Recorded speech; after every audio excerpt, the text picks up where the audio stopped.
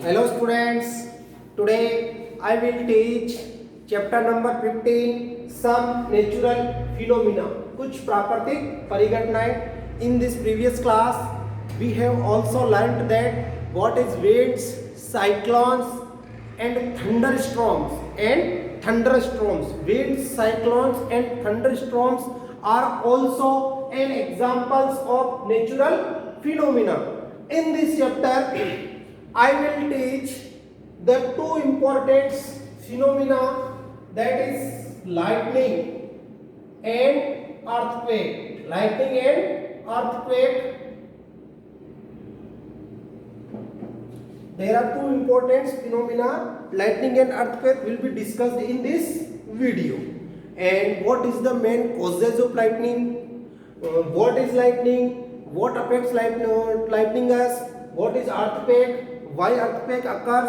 What are the reasons of earthquake and how we can protect from earthquake? In this chapter I will teach these following two topics. Okay, then we will start from lightning. Okay, lightning. First of all, what is lightning? As you seen in electric pole, electric sockets, they is sparking. When we plug a pin off in a socket, the sparking sound will be came. Yes, तो lightning क्या होती है कि जब कोई sparking की आवाज होती है, ठीक है, लेकिन जो वो बड़े स्तर पर होती है, तो lightning बड़े स्तर पर कब होती है? जब heavy rains आती है, हाई स्पीड winds blow करती है, उस समय lightning आती है. तो lightning is a natural phenomena. Lightning is a natural phenomena when huge spark takes place accompanying with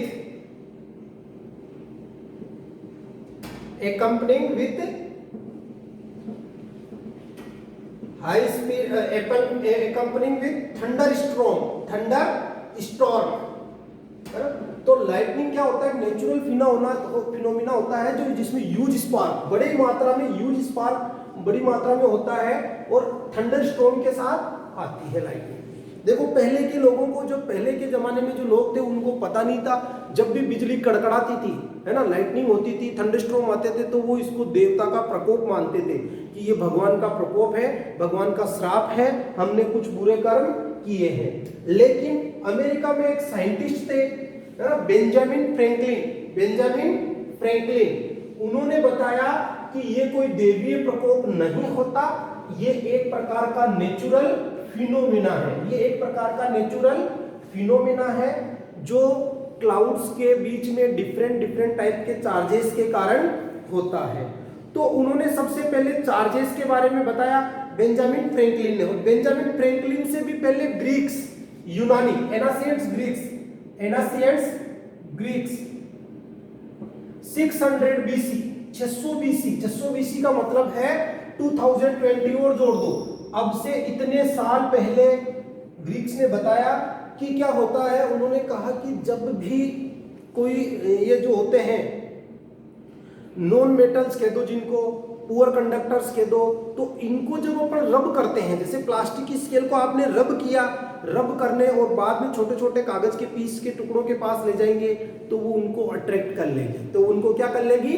attract कर लेगी. तो उनको रब करने से क्या आया? उनके अंदर चार्जेस का एक्यूमुलेशन हुआ. ऐसे ही रब कर रहे हैं, जैसे अपन मैं इसको रब कर रहा हूं, इसी प्रकार जो क्लाउड्स होते हैं वो भी एक दूसरे से रब करते हो. जैसे ही रब करते हैं तो एक साउंड की आवाज आती है, क्रैकलिंग साउंड की, और लाइटनिंग आती है.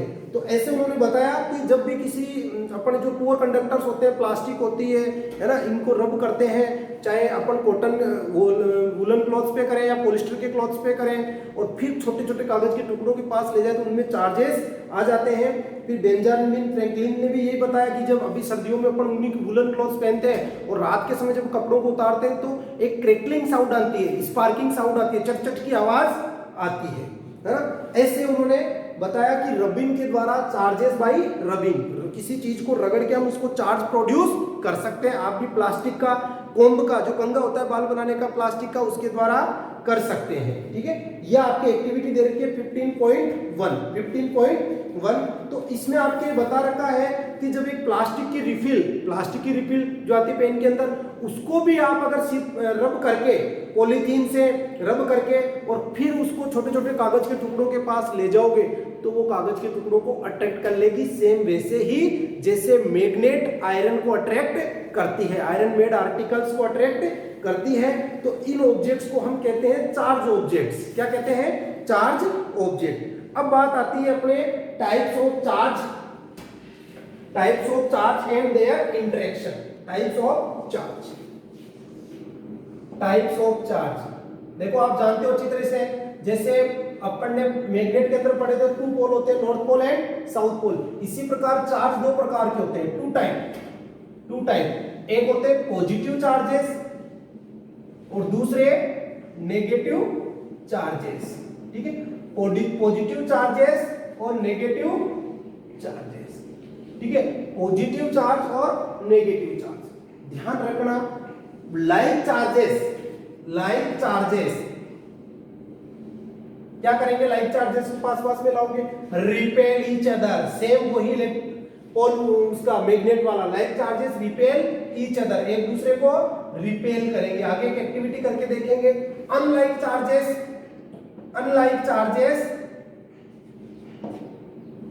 Attract each other. अब लाइक चार्जेस कौन से? Positive, negative. अनलाइक चार्जेस कौन से? पॉजिटिव और नेगेटिव। ठीक है, तो लाइक चार्जेस एक दूसरे को रिपेल करेंगे, अनलाइक चार्जेस एक दूसरे को अट्रैक्ट करेंगे। इसके लिए एक एक्टिविटी है 15.3 में। इसके अंदर क्या करना है? अपने को जो इन्फ्लेटेड बैलून, फूले हुए बैलून लेने हैं और उनको अपने को अपने सिर पे रगड़ना है, रब करना है। रब करने के बाद ऐसे नहीं सूखे भाई सर ये तो ऑयल है, ऑयल की वजह से चिपक रहे। ऑयल नहीं हो, आपके बाल बिल्कुल सूखे हो, आपने ऑयल डाल नहीं रखा नहाने के बाद, उस समय आप 2 बैलून को रब करना, फिर आप उनको एक उससे बांधना। जैसे पहले तो आपने एक कोई स्टिक ले ली, इसके आपने 2 बैलून बांध रखे हैं। अब इन दोनों बैलूनों को हटाया और आपने अपने सिर पे रगड़ा और फिर इनको बांधोगे तो आप ये बैलून ऐसे दूर दिखेंगे। आपको क्या दिखेंगे? दूर। इट मींस इन बैलून को जब हमारे बालों से रब किया गया तो इन बैलून पे सेम चार्ज आया। कैसा चार्ज आया? Same charge. सपोज दैट इनके अंदर पॉजिटिव चार्ज आया तो पॉजिटिव ने एक दूसरे को क्या किया? रिपेल किया। इसी प्रकार क्या किया कि ये तो पहली बात आ गई बैलून्स को रब करना। सेकंड में क्या किया कि एक रिफिल ली, खाली रिफिल जानते हो पेन के अंदर जो लिखते हैं अपन, है उस खाली रिफिल को पॉलीथीन से रब किया, इसे रब किया। रिफिल को रब करने के बाद एक रिफिल को अंदर डाल दी, है ना, ऐसे टच कर दी ऐसे, और दूसरी रिफिल इसके पास में ले जाए तो ये रिफिल को थोड़ा सा हिलाएगी, दूर भागेगी। तो यहां पर भी जो रिफिल है कैसे चार्ज है? सेम चार्ज या लाइक चार्ज। कैसे चार्ज है? Like charge. समझ में आया? पहले 2 बैलून को सिर पे रगड़ा, तो बैलून को रगड़ने के बाद जब उनको पास में लाए तो दूर चले गए। फिर रिफिल्स ली 2, उनको एक पॉलीथीन के उससे रगड़े, है ना, रब किए, तो वो पॉलीथीन एक दूसरे से दूर हो जाएगी। लेकिन बाद में क्या किया, जैसे ये एक वो है रिफिल है ये, और दूसरी रिफिल आएंगे तो ये रिफिल से दूर भागेगी, है ना, रिपेल करेंगे एक दूसरे को। क्या करेंगे? रिपेल। अब तीसरी में क्या किया? एक तो लेंगे रिफिल और दूसरा लेंगे बैलून। तो जैसे ही रिफिल, है ना, जो रिफिल थी और बैलून था, इन पर अलग अलग चार्जेस, तो अनलाइक चार्जेस थे इन पे। कैसे चार्जेस थे? Unlike charges. तो अनलाइक चार्जेस थे तो ये एक दूसरे को क्या करेंगे? अट्रैक्ट करेंगे। सपोज दैट जैसे बैलून पे मैंने प्लस चार्ज बताया, इस पर कौन सा चार्ज है? नेगेटिव। तो पॉजिटिव और नेगेटिव चार्ज एक दूसरे को क्या करेंगे? अट्रैक्ट करेंगे। ये बता रखा है आपकी एक्टिविटी में। फिर बता रखा है charge balloon repelled charge balloon charge balloon ने दूसरे बैलून को रिपेल किया। इसी प्रकार चार्ज रिपेल ने दूसरी चार्ज रिपेल को रिपेल किया। लेकिन एक रिफिल ने एक बैलून को क्या किया? अट्रैक्ट किया। क्या किया? अट्रैक्ट किया। तो हमें इससे पता चलता है कि चार्जेस 2 प्रकार के होते हैं, 2 types of charges, positive charges and negative charges, positive charges repel positive charges attract negative charges, negative charges repel negative charges. ठीक है, इसके बाद ये जो इनके अंदर चार्जेस जनरेट हुए तो ये रब करने से हुए और ये ट्रांसफर नहीं होते, तो ये ट्रांसफर नहीं होते तो इन चार्जेस को बोलते हैं स्टैटिक चार्जेस। इनको क्या बोलते हैं? Static charges. हम जब आपको इलेक्ट्रिसिटी का जो चैप्टर पढ़ाया था तो उसमें भी मैंने आपको बताया था और 10th क्लास में भी आएगा। देखो जो इलेक्ट्रिक करंट होता है, इलेक्ट्रिसिटी होती है, ये दो प्रकार की होती है, एक स्टैटिक इलेक्ट्रिसिटी और दूसरी आती है करंट इलेक्ट्रिसिटी। करंट इलेक्ट्रिसिटी में क्या होता है? Flow of charges. चार्जेस का क्या होता है? फ्लो ऑफ चार्ज फ्लो करते हैं जनरली इलेक्ट्रॉन्स। और स्टैटिक इलेक्ट्रिसिटी में क्या होता है? फ्लो डज नॉट फ्लो नहीं होता, चार्जेस का फ्लो नहीं होता। तो आपने, और ये किसके अंदर होती है? ये होती है पुअर कंडक्टर्स में। किसमें होती है? पुअर कंडक्टर्स में। और ये किसमें होती है? कंडक्टर्स में। ध्यान रखना, आप अपने सिर पर स्टील की स्केल रगड़ना फिर कागज उठाना नहीं काम करेगा, लेकिन प्लास्टिक की स्केल रगड़ना, प्लास्टिक क्या है? पुअर कंडक्टर या इंसुलेटर। ठीक है, तो ये ध्यान आपको रखना है। फिर बात आता है, नया टॉपिक आता है ट्रांसफर ऑफ चार्ज। ये तो अपने पढ़ लिया चार्ज के टाइप और उनका इंटरेक्शन।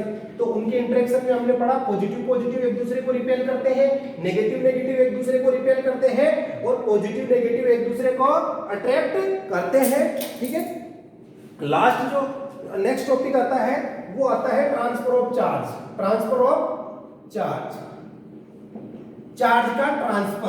का ट्रांसफर। कई बार आप देखते होंगे, आप प्लास्टिक की कुर्सी में धूप में बैठे हुए हो, धूप में प्लास्टिक की कुर्सी में बैठे हुए हो और अचानक कोई आता है आपके हल्का सा टच करता है, पूरा नहीं पकड़ता, हल्का सा टच करता है और उसके करंट आता है, तो वहां पर चार्जेस का क्या हो रहा है? ट्रांसफर हो रहा है। आप पैर ऊपर करके बैठे हुए हो प्लास्टिक की कुर्सी पे, जिससे क्या होता है कि जो आपका चार्ज दूसरे ने जैसे ही आपके हाथ लगाया तो आपके द्वारा चार्ज उसके द्वारा अर्थ के अंदर चला गया, उसको अर्थिंग भी बोलते हैं। तो ट्रांसफर ऑफ चार्ज, इसमें एक एक्टिविटी बता रखी है चार्ज के ट्रांसफर में। इसमें क्या करना है? टेक एन एम्प्टी जैम बोतल, एक एम्प्टी जैम बोतल ले ली, इस पर एक कार्डबोर्ड की सीट डाल ली, इस कार्डबोर्ड की सीट पर एक छेद कर दिया और उससे मेटल की एक स्ट्रिप लगा ली। ये मेटल की स्ट्रिप पर ध्यान रखना, मेटल स्ट्रिप है ना, हो सकता है वो एल्यूमिनियम की हो या और कोई कॉपर की हो। ठीक है, यहां पर इसके एल्यूमिनियम की 2 फॉइल लटका ली। कितनी फॉइल लटका ली? 2 स्ट्रिप्स ऑफ एल्यूमिनियम,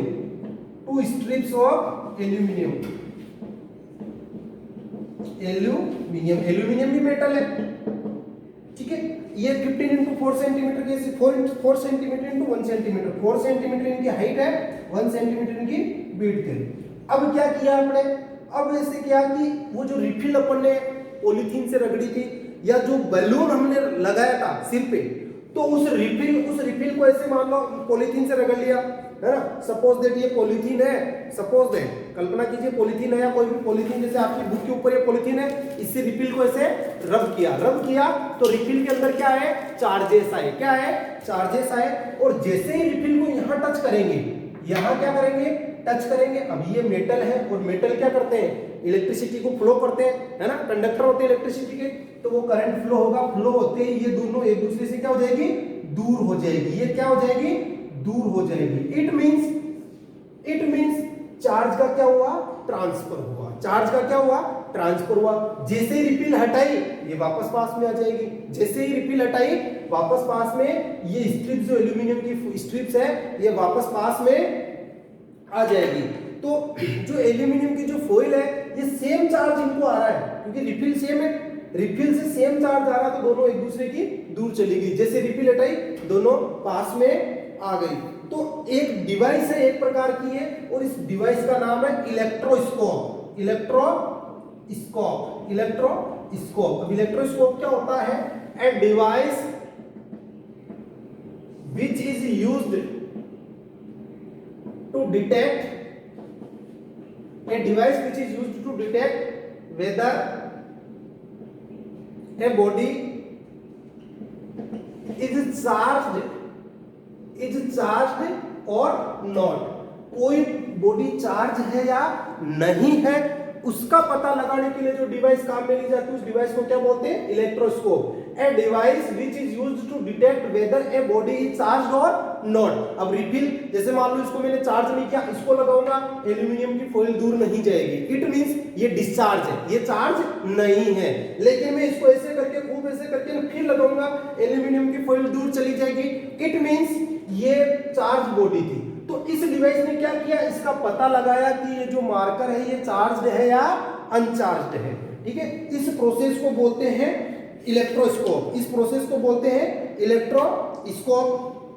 तो ऐसे ही क्या होता है कि इस पेपर की क्लिप को जैसे मान लो ये चार्ज है, ये इस पेपर की क्लिप को जैसे ही हम भी पकड़ते हैं तो ये डिस्चार्ज हो जाती है। तो डिस्चार्ज क्यों होगी? क्योंकि जो इसके अंदर का चार्ज था वो हमारी बॉडी के द्वारा कहाँ चला जाएगा? अर्थ में। और इस प्रोसेस को बोलते हैं डिस्चार्ज। और अर्थ में जो चार्ज जाने की प्रोसेस को बोलते हैं अर्थिंग। क्या बोलते हैं? अर्थिंग। तो जैसे ही अपन इनको टच करते हैं तो इनका भी चार्ज अपनी बॉडी के द्वारा कहाँ चला जाएगा? अर्थ में, है ना। तो अर्थिंग देखो, बिल्डिंग्स के अंदर क्या होता है? अर्थिंग प्रोवाइडेड होता है। आपके जो 3 पिन होती है, फ्रिज की, रेफ्रिजरेटर के लिए, टीवी के लिए आप देख रहे 3 पिन होती है, तो तीसरा जो 2 पिन होती है उनके अंदर तो वायर आते हैं, एक रेड कलर का वायर और एक ब्लैक कलर का वायर। लेकिन जो थर्ड वाला जो है, बड़ा वाला, आप देखना उसमें 3 पिन आती है, 3 प्लग में, तो वो अर्थिंग का आता है। वो अर्थिंग का आता है कि जब भी एक्सेस करंट होगा, ज्यादा करंट होगा, तो वो अर्थ के अंदर चला जाए, है ना। और अर्थिंग इंस्टॉल की जाती है बिल्डिंग्स के अंदर। ठीक है, अब आती है the story of lightning. The story of lightning, lightning की कहानी। तो देखो 7th क्लास में हमने पढ़ा था कि जब भी थंडर स्ट्रॉम आते हैं तो थंडर स्ट्रॉम में क्या होता है? वार्म एयर राइजेस, जब गर्मी पड़ती है बरसात आने से पहले भयंकर, तो गर्म हवा कहाँ जाती है? ऊपर जाती है। और उसी समय वाटर ड्रॉपलेट्स कहाँ गिरती है? नीचे गिरती है। वाटर ड्रॉपलेट्स ठंडी है ना, कोल्ड एयर है, वाटर ड्रॉपलेट्स ठंडी होगी, और वार्म एयर कहाँ होगी? गर्म होगी, वो ऊपर जाएगी, और वाटर ड्रॉपलेट्स नीचे आएगी।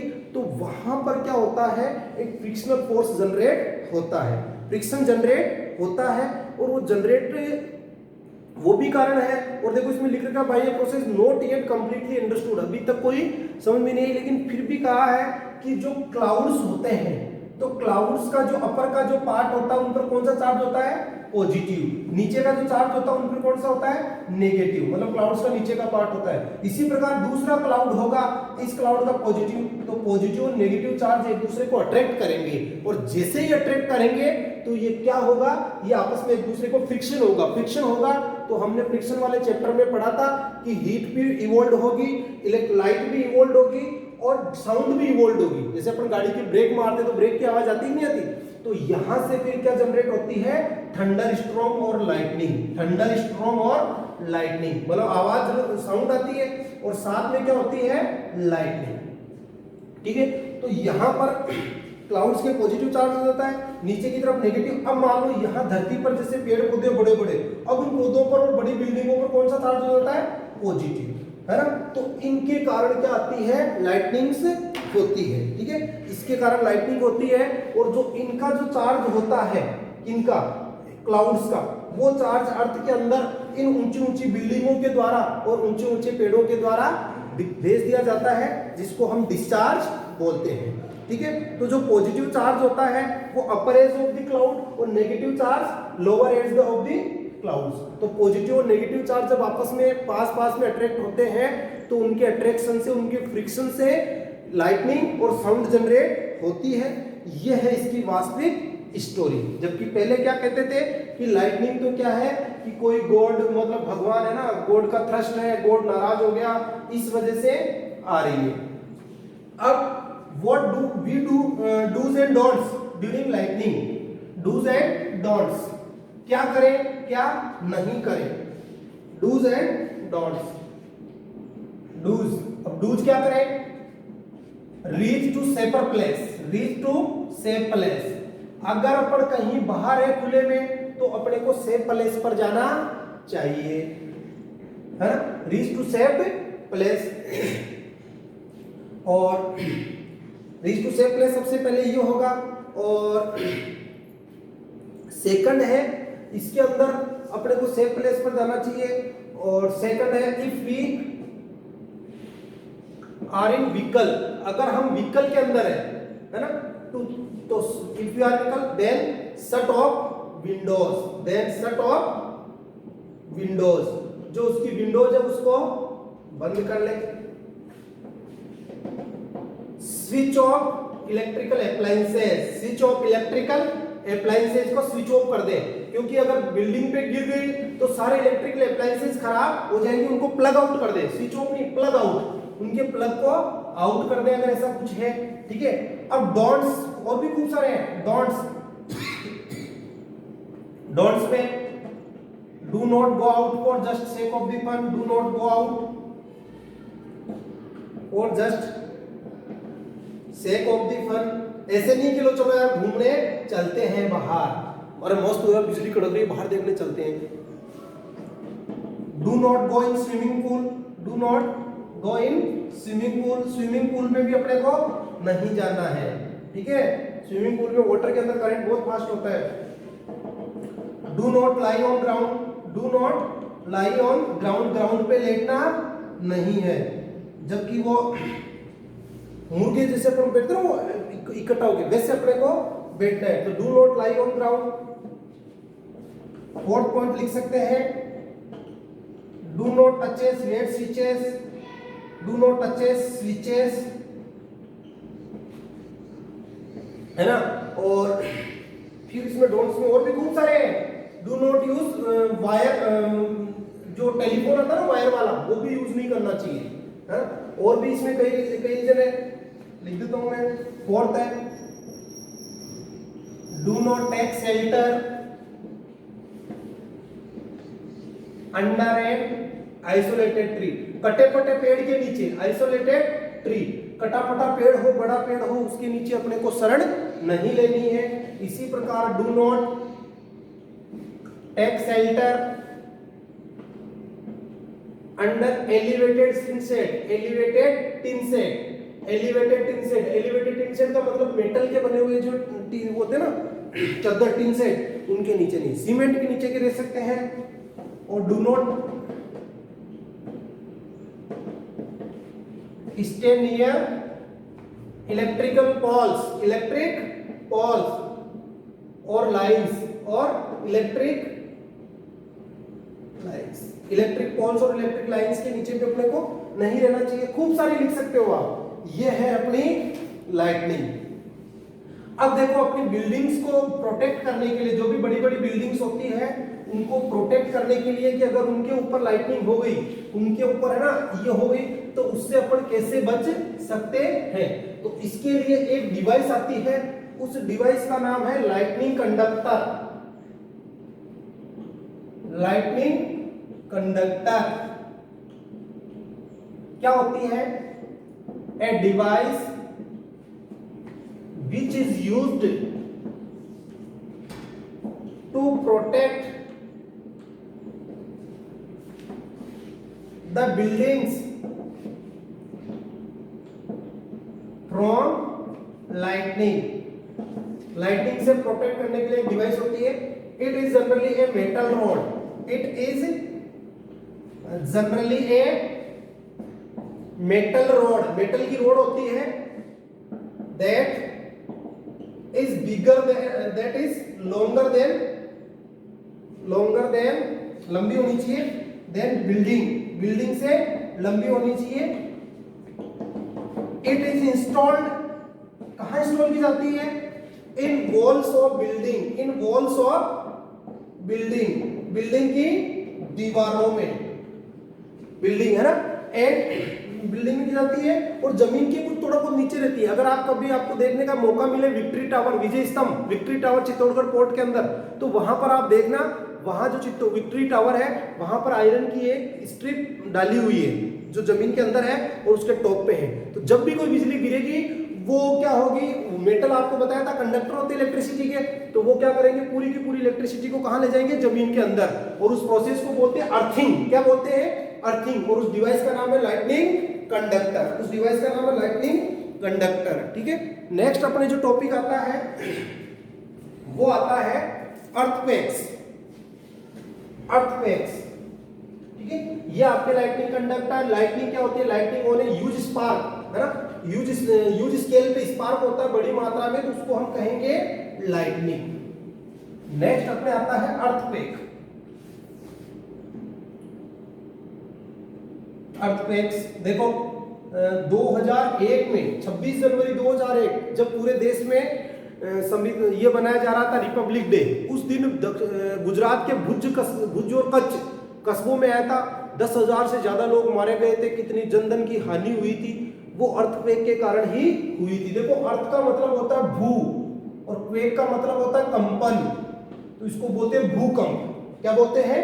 भूकंप। तो सडन शेकिंग, सडन अचानक, सडन शेकिंग और trembling in the earth's crust, earth's crust, earth की पपड़ी में सडन शेकिंग और ट्रेम्बलिंग, अचानक शेकिंग हिलने लग जाए या झटके लगने लग जाए, जर्किंग, जर्किंग भी बोल सकते हैं अपन, जर्किंग, जर्किंग यानी झटका लगना, है ना, तो उसको हम बोलते हैं अर्थक्वेक। क्या बोलते हैं? अर्थक्वेक। अब देखो अर्थक्वेक का रीजन क्या है, समझ में आया? अर्थक्वेक क्या होता है? सडन शेकिंग और ट्रेम्बलिंग और जर्किंग इन अर्थ क्रस्ट। तो अपने को अर्थक्वेक को समझने के लिए अर्थ की स्ट्रक्चर समझनी पड़ेगी। ये अपनी अर्थ है, तो अर्थ को जब अपन डीपली खोदेंगे, है ना, तो सबसे बाहर की तरफ आती है क्रस्ट। क्या आती है? क्रस्ट। फिर आती है मेंटल, फिर क्या आती है?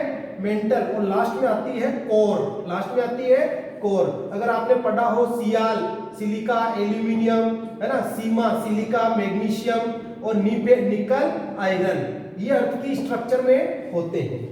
तो अर्थ की क्रस्ट में क्या होती है? यहाँ पर प्लेटें होती है। क्या होती है? प्लेटें। अर्थ की क्रस्ट में जैसे इससे तो नहीं पपड़ी, बिल्कुल अलग अलग प्लेटें होती है। तो अपनी अर्थ जब रोटेट करती है और रिवोल्यूशन करती है, तो ये प्लेटें भी रोटेट और रिवोल्यूशन करती रहती है। लेकिन कभी कभी क्या होता है, एक प्लेट दूसरी प्लेट के ऊपर कोलैप्स हो जाती है, एक प्लेट दूसरी प्लेट के ऊपर कोलैप्स हो जाती है, और उस एरिया में क्या आ जाते हैं? अर्थक्वेक आ जाते हैं, अर्थक्वेक आ जाते हैं। तो अर्थक्वेक का जो बेसिक रीजन है इसके पीछे का, तो वो रीजन है collapse on earth plate, earth plate. Earth की जो प्लेटें हैं उनके बीच में कोलैप्स होना, कोलैप्स का मतलब एक दूसरे के ऊपर चढ़ जाती है ना। सेकंड, कई बार अर्थक्वेक इसलिए भी आता है due to heating of meteors, due to heating, HITTI, heating of meteors on earth. Meteors और मेटियोराइट्स अपन 17 चैप्टर में पढ़ेंगे। तो कई बार कोई उल्कापिंड, अगर बड़ा उल्कापिंड आके धरती पे गिर रहा है, तो उस जगह भी भूकंप, हल्का फुल्का अर्थक्वेक आ सकता है। ड्यू टू सुनामी, नाम तो सुना होगा आपने, टी से स्टार्ट करते हैं, सुनामी। सुनामी के कारण भी क्या होता है, उस जगह अर्थक्वेक आ सकता है। Fourth, due to volcanic eruption, due to volcanic eruption, volcanic eruption, जहां पर वोल्केनोज निकलते हैं, है ना, वहां पर भी आसपास की जगह में अर्थक्वेक्स आते हैं। और फिफ्थ पॉइंट है due to nuclear explosion, due to nuclear explosion, nuclear explosion. तो न्यूक्लियर एक्सप्लोजन के कारण भी भूकंप आ सकता है।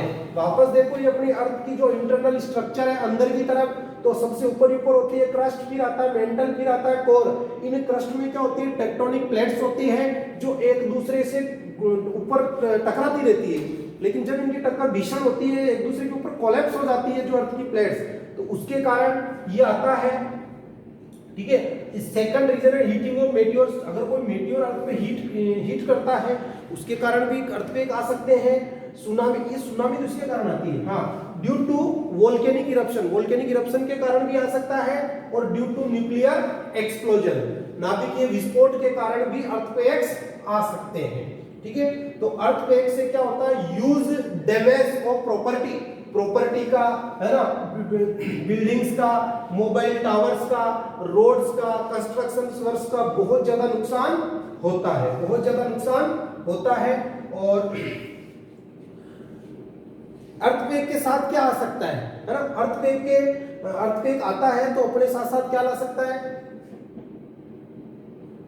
इट में हेवी रेन, है ना, फ्लड्स भी आ सकती है अर्थक्वेक के साथ। फ्लड्स कैसे? कि समुद्र तट पे जो लोग रहते हैं, तो वहां पर का पानी उस नदी पे, उस जो जगह है जो सिटी है वहां आ सकता है। इट में कॉज टी सुनामी, अपने साथ सुनामी भी ला सकता है अर्थक्वेक, ठीक है। इट में कॉज लैंडस्लाइड, लैंडस्लाइड भी होती है जहां अर्थक्वेक आता है तो लैंडस्लाइड भी होती है, भूस्खलन भी आता है, ठीक है। ऐसे और भी कई अर्थक्वेक के कारण अर्थक्वेक से हो सकता है, ठीक है। तो अपने को ये ध्यान रखना है। अब आता है अर्थक्वेक को मेजर करने का जो स्केल आती है, अर्थक्वेक को मेजर करने की स्केल, मतलब जैसे अपन टेम्परेचर को मेजर करते हैं सेल्सियस में, टेम्परेचर को मेजर किस में करते हैं, सेल्सियस में, फ़ारेनहाइट में, केल्विन में, उसी प्रकार मेजरमेंट ऑफ अर्थक्वेक की जो मैग्नीट्यूड, इसका जो मैग्नीट्यूड होता है वो रिचर स्केल में, किसमें आता है, रिचर स्केल में। 7 से ज्यादा वाला, मोर देन 7 डिस्ट्रक्टिव होता है। ये कितना होता है, डिस्ट्रक्टिव, बहुत ही खतरनाक होता है। ध्यान रखना, अपनी अर्थ के हर पार्ट में हल्के फुल्के अर्थक्वेक्स आते रहते हैं, लेकिन उसका मैग्नीट्यूड कितना होता है, लेस देन 4 4 के दो या 3.5 के दो, ये आते रहते हैं, ठीक है। इससे ज्यादा का जब भी आता है तो कुछ ना कुछ डैमेज होता है, लेकिन मोर देन 7 का डिस्ट्रक्टिव होता है। ध्यान रखना, अगर कोई अर्थक्वेक 4 का है और कोई 6 का है, डिफरेंस केवल 2 मैग्नीट्यूड का है, 2 रिचर स्केल का है, ध्यान रखना। लेकिन जो नुकसान है वो 1000 मोर, 1000 गुना, 1000 टाइम्स मोर, इतना ज्यादा गुना डिस्ट्रक्टिव होता है। कोई मैग्नीट्यूड, कोई जो अर्थक्वेक आ रहा है वो 4 मैग्नीट्यूड का आ रहा है, 4 रिचर स्केल का आ रहा है, कोई 6 का आ रहा है, अंतर केवल 2 रिचर स्केल का है, लेकिन डिस्ट्रक्टिव 1000 गुना बढ़ जाता है। जो भुज में और कच्छ में जो आया था वो 7.5 रिचर स्केल का था, इसका था 7.5 रिचर स्केल का था, ठीक है। तो अर्थक्वेक का मैग्नीट्यूड किसमें मेजर करते हैं, रिचर स्केल में। जैसे अपन ने पढ़ा था साउंड का लाउडनेस किसमें मेजर करते हैं, डेसिबल में। टेम्परेचर किसमें मेजर करते हैं, सेल्सियस में। अब आता है मेजरमेंट एपरेटस, जो डिवाइस कौन सी होती है, डिवाइस अर्थक्वेक को मेजर करने की डिवाइस, अर्थक्वेक को मेजर करने की डिवाइस, तो उसके लिए आती है सिस्मोग्राफ। कौन सी आती है, सिस्मोग्राफ। आपके एक्टिविटी बता रखी है पेज में, तो इसमें सिस्मोग्राफ के बारे में पूरा बता रखा है। इसमें क्या होता है कि एक, जैसे मान लो ये धरती का ये पार्ट है, यहाँ पर भूकंप आया तो इससे वेव्स निकलती है, क्या क्या निकलती है, वेव्स। यहाँ पर अर्थक्वेक का सेंटर है तो इसको बोलते हैं एपिसेंटर। क्या बोलते हैं, epicentre, origin point of earthquake, इसको बोलते हैं ओरिजिन पॉइंट ऑफ अर्थक्वेक। यहां से फिर ये सीस्मिक वेव्स निकलती है, यहां खतरनाक होता है बहुत ज्यादा, फिर यहां कम खतरनाक होता है, फिर यहां कम खतरनाक होता है, यहां सबसे कम डिस्ट्रक्टिव होता है, यहां सबसे डिस्ट्रक्टिव होता है, ऐसे धीरे धीरे जाता है। इनको बोलते हैं सीस्मिक वेव्स, सीस्मिक वेव्स, है ना। तो ये अपने है। अब अपने इंडिया में कुछ पार्ट्स हैं जहां पर अर्थक्वेक बहुत ज्यादा आता है, फ्रीक्वेंटली आते हैं और बहुत ज्यादा वल्नरेबल है, बहुत ज्यादा संभावनाएं हैं। वो है आपका गुजरात, राजस्थान, हिमालय, कश्मीर में 2006 में आया था, उरी में, तंगधार में, उरी और तंगधार में, हिमालय, और गेंगेटिक प्लान, जो गंगा का जो प्लान है, गेंगेटिक प्लेन्स जो मैदान है वहां पर भी ये ज्यादा आता है, हिमालय में, नॉर्थ ईस्ट में। ये अपने इंडिया का सबसे ज्यादा वल्नरेबल पार्ट है जहां पर अर्थक्वेक्स बहुत ज्यादा संख्या में आते हैं।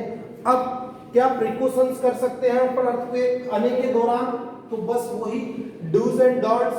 तो घर के बाहर रहे तो क्या कर सकते हैं, घर के अंदर रहे तो क्या कर सकते हैं। देखो, विश्व में सबसे ज्यादा अर्थक्वेक्स आते हैं जापान में, किसमें आते हैं, जापान में। तो वहां के जो बिल्डिंग्स वगैरह है वो लकड़ी की बनी होती है, ज्यादातर वुड की बनी होती है, और वो 5 मैग्नीट्यूड 6 मैग्नीट्यूड तक की कैपेसिटी सहन करने की कैपेसिटी रखती है। ऐसी बिल्डिंग्स कंस्ट्रक्टेड होती है। तो अर्थक्वेक से प्रोटेक्शन के उपाय देखो, थंडर स्टॉर्म है, लाइटनिंग है, साइक्लोन है, इनके बारे में हमारे को पहले पता चल जाता है। जैसे अभी तमिलनाडु में निवार तूफान आ रहा है, तो 2 दिन पहले चल गया पता कि तमिलनाडु में एक तूफान आने वाला है, लेकिन अर्थक्वेक के लिए हमें पहले से पता नहीं चलता। तो इसके लिए अपने को क्या प्रिकॉशंस रखनी है, इसके लिए मतलब अर्थक्वेक से बचने के लिए, तो प्रिकॉशन में क्या होती है, बिल्डिंग शुड बी कंस्ट्रक्टेड। अपन तो क्या करते हैं, ऐसे बना लेते हैं ऊपर नीचे, लेकिन ऐसे नहीं बनानी है। Building should be constructed by the advice of architect. Architect को बुला के और उसको पूछ के, आर्किटेक्चर होते हैं, आप 12वीं के बाद मैथमेटिक्स लेके आर्किटेक्ट बन सकते हो, जो बिल्डिंग का प्लानिंग करता है कि ऐसे नक्शा बनाता है, तो उससे पूछ के लेनी, उसके पूछ से बनानी चाहिए, उससे पूछ के। उससे ये भी पूछना चाहिए कि क्या अपना एरिया सिस्मिक जोन में तो नहीं आता, अगर सिस्मिक जोन में आता है तो वो अपने को उस अकॉर्डिंग बताएगा। इसीलिए आप देखो, अब जो पुराने मकान थे उनके अंदर आयरन का यूज नहीं होता था। आज जितने भी अपने जो कॉर्नर है वहां पिलर है ना, अपने यहाँ पे डीपीसी यहाँ बनाते हैं, ऊपर आयरन है, जैसे अपने स्कूल में बीम बने हुए हैं, ये आयरन है। आयरन से क्या होता है कि ये बीच की दीवार को ये गिरने नहीं देंगे, है ना। और building should be constructed by the advice of architect. Architect की सलाह से अपने को बनाना चाहिए। और open place is safer. Open place, अगर ये आ रहा है thunderstorm, sorry earthquake, open place is safe, open place में चले जाना चाहिए। और थर्ड क्या है, एक चीज ध्यान रखना है, ओपन प्लेस भी आपको ऐसी जगह जाना है जो बिल्डिंग से या टॉल ट्रीज से या फिर इलेक्ट्रिक पोल से क्या हो, दूर हो, या फिर इलेक्ट्रिक पोल से क्या हो, दूर हो। If you are inside the room, inside the home, you should protect, you should protect your head by pillows। तकिए वगैरह से अपना सिर ढक लेना है, क्योंकि अपने पैर पे लग गई, पैर टूट जाएगा कोई बात नहीं, लेकिन सिर फूट गया तो दिक्कत हो जाएगी। अवे फ्रॉम, अपने को अवे किससे लेना है, फ्रॉम हैंगिंग, लटकते हुए, हैंगिंग वॉल्स, लगेज, कुछ लगेज अपने ऊपर रख रखा है, एंड कबर्ड से अपने को दूर रहना है कि वो अपने ऊपर नहीं गिर जाए। और आप इसको पढ़ना, खूब सारा दे रखा है ना, कि अपने को कि फोटो फ्रेम्स, है ना, be careful where you hang wall clocks, photo frames, water heaters. घर के बाहर हो तो घर के क्या करना चाहिए, घर के अंदर हो तो क्या करना चाहिए, खूब सारा दे रखा है। कार बस के अंदर हो तो ड्राइवर को कहना है कि कार और बस को रोक दो एक जगह, है ना। ऐसे नहीं कि आप चल रहे हो ना, रोड बिल्कुल छोटी है ना, एक तरफ खाई है और वहां पे आगे ना आपकी रोड जो बस है वो खाई के अंदर गिर जाए, गहरी खाई के अंदर। और घर के अंदर हो तो जैसे अपन टेबल के नीचे बैठ गए तो कोई पत्थर भी गिरेगा तो टेबल पे गिर के ही रह जाएगा, ठीक है। और भी सारे हैं, बेड के ऊपर है तो पिलो से अपनी बॉडी को प्रोटेक्ट कर लेंगे। ये आपके 15 चैप्टर कंप्लीट है। इसका होमवर्क करके जल्दी से जल्दी भेजिए और आपको book line to line read करनी है। Okay, thank you.